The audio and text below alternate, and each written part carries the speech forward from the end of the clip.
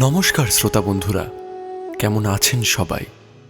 হরে Krishna ভক্তস YouTube চ্যানেলে আপনাদের সকলকে জানাই স্বাগত। আজ আপনাদেরকে লীলা কথা শোনানোর আগে একটি বিশেষ বার্তা দিতে চাই। আসন্ন 14ই মার্চ 2025 পবিত্র গৌর পূর্ণিমা উপলক্ষে আমরা সকলে মিলে শ্রীহরির ভক্তবৃন্দদের মধ্যে কিছু শ্রীমদ্ ভগবদ্ গীতা দান করতে চাই। তার জন্য আপনাদের সকলের সাহায্য একান্ত কাম্য। ভিডিওর নিচে ডেসক্রিপশনে এবং পিন কমেন্টে ইউপিআই আইডি এবং ব্যাংক ট্রান্সফার ডিটেলস দেওয়া থাকলো। আপনাদের যতটুকু সামর্থ্য সাধ্যমতো আপনারা দান করতে পারেন। মনে রাখবেন, শ্রীমদ্ ভগবদ্ গীতা দান একটি মহৎ দান। এবং তার সঙ্গে এটাও জানাই যে এই গল্পে এবং 14ই মার্চ পর্যন্ত আমার প্রত্যেকটি গল্পে 1000 ভিউ ক্রস করা মাত্রই আমি আমার তরফ থেকে একটি গীতা আপনাদের সকলের হয়ে দান করব। এটা আমার প্রতিশ্রুতি। আশা করি আপনারা সকলে পাশে থাকবেন। ইতিমধ্যেই ভক্তবৎসল শ্রী নৃসিংহদেব এই লীলা কথার দ্বিতীয় পর্ব আপনারা শুনেছেন। আজ আপনাদেরকে শোনাব ভক্তবৎসল শ্রী নৃসিংহদেব লীলা কথার তৃতীয় পর্ব। এর আগের পর্বগুলি শুনতে চাইলে ডেসক্রিপশনে দেওয়া থাকবে আগের পর্বগুলির লিঙ্ক। তাহলে আর দেরি না করে ঝটপট শুরু করে ফেলি আজকের লীলা কথা। ভক্তবৎসল শ্রী নৃসিংহদেব তৃতীয় পর্ব শুনতে থাকুন। নরসিংহং ভীষণং ভদ্রং মৃত্যুম নমাম্যহং। নরসিংহং ভীষণং ভদ্রং মৃত্যুম নমাম্যহং।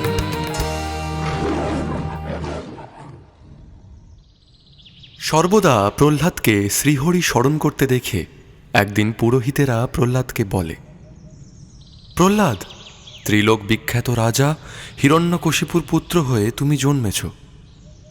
তোমার পিতা সর্বলোকের আশ্রয়, তাই অনন্তদেব বিষ্ণুর বা অন্য কারোর আশ্রয় তোমার কি প্রয়োজন? তুমি জানবে পিতাই সমস্ত গুরুর পরম গুরু। পিতার বিপক্ষ ভাব তুমি পরিত্যাগ করো। শ্রীহরি স্মরণ করে কি হবে, কি লাভ তাতে? প্রহ্লাদ বলে ওঠেন, হে পুরোহিতগণ, আপনাদের কথা সত্য। মরীচির সমস্ত কুলের মধ্যে এই মহাকুল অতি প্রশংসনীয়। আমার পিতা জগতে উৎকৃষ্ট কর্মপরায়ণ। পিতা যে গুরু এবং পরম পূজনীয়, তাতে আমার কোনো সন্দেহ নেই। আমিও পিতার কাছে কোনো অপরাধ করব না, আমারও মনে এরূপ ধারণা আছে। কিন্তু শ্রীহরি স্মরণ করে কি হবে? এই সুন্দর কথাটির উত্তর আমি আজ আপনাদের দিতে চাই, যদি আপনারা খেদপ্রাপ্ত না হন। শ্রীহরি থেকেই তো সমস্ত সুরক্ষা পাওয়া যায়। তখন পুরোহিতেরা প্রহ্লাদকে বিনাশ করবার জন্য প্রস্তুত হয়। সমস্ত পুরোহিতেরা মিলে ভয়ঙ্কর এক কৃত্যা সৃষ্টি করল। ভূমি কাঁপিয়ে সে কৃত্যা একটি শূল দিয়ে প্রহ্লাদের বুকে প্রহার করতে লাগল। সেই শূলটি প্রহ্লাদকে আঘাত দিতে সমর্থ হল না। তখন কৃত্যা তার কর্ম সফল হচ্ছে না দেখে শূল দিয়ে পাপী পুরোহিতদের বধ করল। তারপর সে পালিয়ে গেল। তখন প্রহ্লাদ প্রার্থনা করতে লাগলেন, হে কৃষ্ণ, আমার কেউ শত্রু মিত্র নেই, আমি কারোর অনিষ্ট চিন্তা করিনি। এই যদি সত্য হয়ে থাকে তবে এই পুরোহিতেরা এক্ষুনি জীবিত হোক। পুরোহিতেরা প্রহ্লাদের স্পর্শ পেয়ে অদ্ভুতভাবেই পুনরুজ্জীবিত হয়ে উঠলেন। তখন তারা প্রহ্লাদকে আশীর্বাদ করতে লাগলেন, হে বৎস, তুমি দীর্ঘায়ু হও, অপ্রতিহত বলবীর্য সম্পন্ন হও, পুত্র পৌত্র ধন ও ঐশ্বর্যযুক্ত হও। এই বলার পর দৈত্য পুরোহিতেরা রাজা হিরণ্যকশিপুর কাছে গিয়ে সব কিছু বললেন।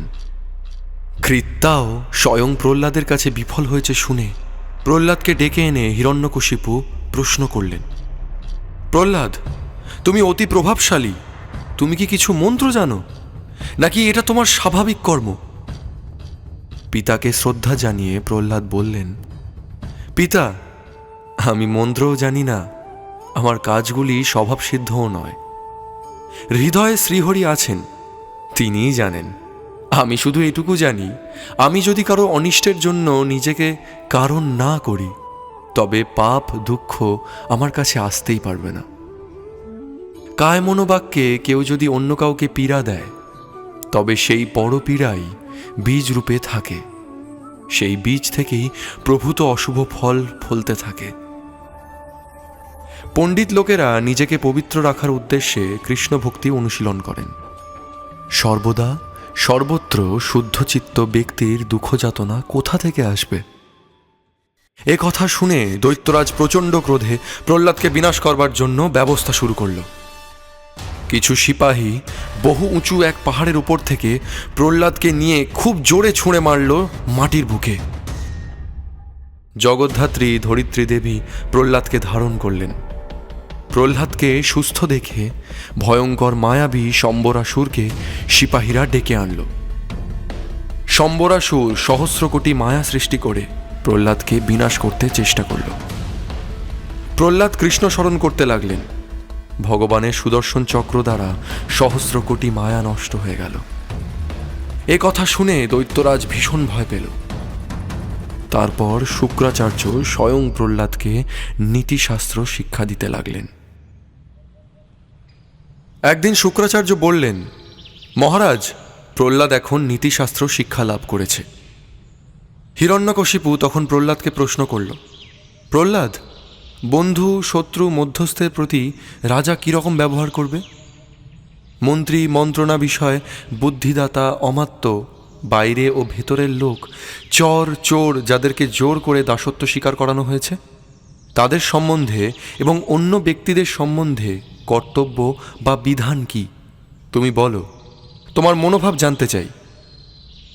প্রহ্লাদ বিনীতভাবেই বললেন, পিতা, গুরুদেব আমাকে এসব উপদেশ দিয়েছেন, আমি গ্রহণ করেছি, কিন্তু আমার বিবেচনাতে এই সমস্ত নীতি ভালো নয়। জগন্নাথকে বাদ দিয়ে জগতের শত্রু ও মিত্র সম্বন্ধে আমার কোনো ধারণা নেই। আসল বিদ্যা হচ্ছে সেটি যা আমাকে এই জড়জগতের বন্ধনে আর আবদ্ধ রাখবে না। আর অবিদ্যা হচ্ছে এই দুঃখ সম্পূর্ণ জগতে কি করে আরও বেশি কর্মবন্ধিত হয়ে কষ্ট পেতে হয় তার শিক্ষা। আমরা মনে করি যেন সেই শিক্ষাতে প্রভূত লাভবান হয়ে যাব, কিন্তু পরিণাম তার ভালো হয় না। অজ্ঞানতা অবিদ্যাতে বিদ্যা বুদ্ধি করা উচিত নয়। বালকেরা যেমন জোনাকি পোকাকে আগুন মনে করে, সেরকমই অবিদ্যাকে বিদ্যা বুদ্ধি মনে করা একেবারেই ঠিক নয়। পিতা, সবাই তো রাজ্য চায়, রাজত্ব চায়, রাজা হতে চায়, ধন চায়, তবুও ভবিতব্য যা ততটুকু ছাড়া কিছুই তো পায় না। নীতিজ্ঞানহীন অসুরদের ভাগ্যেও রাজ্যভোগ ঘটে, কিন্তু কয়েকদিনের মধ্যেই তাদের সব কিছু হারিয়ে ফেলতে হয়।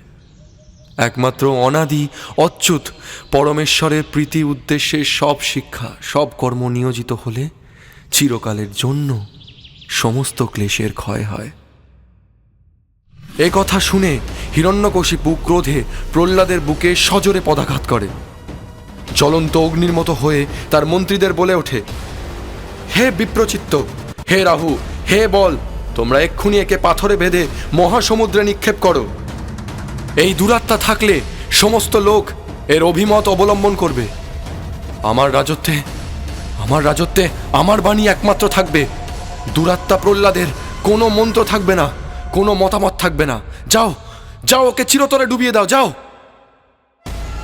অসুরেরা প্রহ্লাদকে নিয়ে বিশাল একটা পাথরের চাইয়ের সঙ্গে আষ্টে পৃষ্ঠে বেঁধে সাগরে নিক্ষেপ করল।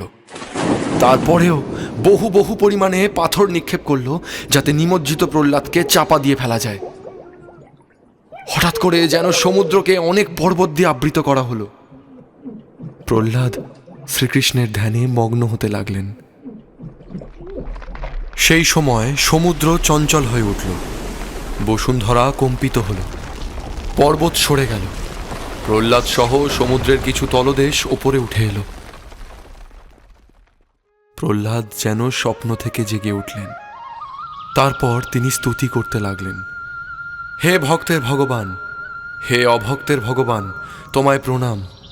ভক্তের কাছে তুমি সৌম্য মধুর রূপ, অভক্তের কাছে তুমি করাল ভয়ঙ্কর রূপ, তোমাকে প্রণাম। ভক্তের কাছে তুমি প্রকাশ স্বরূপ, অভক্তদের কাছে তুমি অপ্রকাশ বা নির্বিশেষে ব্রহ্মরূপ, তোমাকে প্রণাম। হে বাসুদেব, হে কৃষ্ণ, হে হরি, হে আদি কারণ, তোমাকে প্রণাম।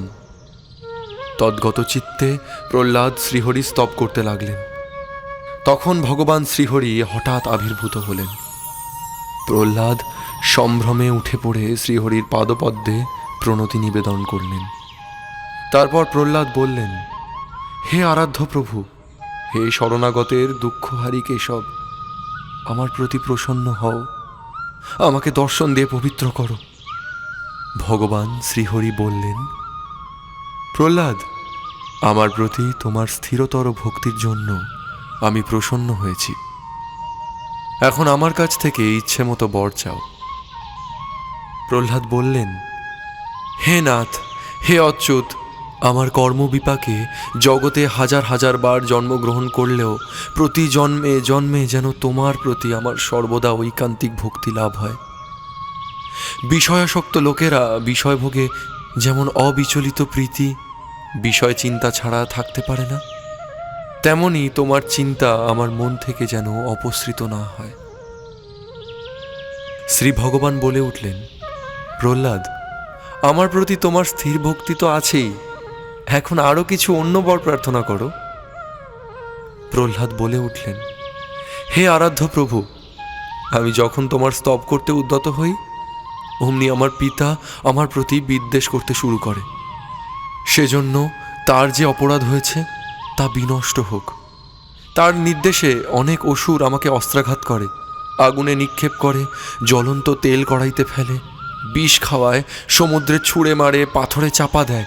এভাবে অসংখ্য উৎপীড়ন অসৎ ব্যবহারের কারণে পিতার এবং তাদের মহান অপরাধ থেকে তাদের সবাইকে মুক্ত করুন প্রভু। শ্রী ভগবান বললেন, প্রহ্লাদ, তোমার কথায় তারা অপরাধ মুক্ত হবে, তুমি ধন্য। এই বলে শ্রীহরি অন্তর্হিত হলেন। প্রহ্লাদও সেখান থেকে রাজপ্রাসাদে প্রত্যাবর্তন করলেন। প্রহ্লাদকে দেখে সমস্ত লোক বিস্ময়াভিভূত হল। কেমন লাগলো আজকের আমাদের এই লীলা কথা? আশা করি সকলের মন এক অপ্রাকৃত আনন্দে ভরে দিতে পেরেছি। ভক্তবৎসল শ্রী নৃসিংহদেবের পরবর্তী পর্ব আসবে খুব শীঘ্রই।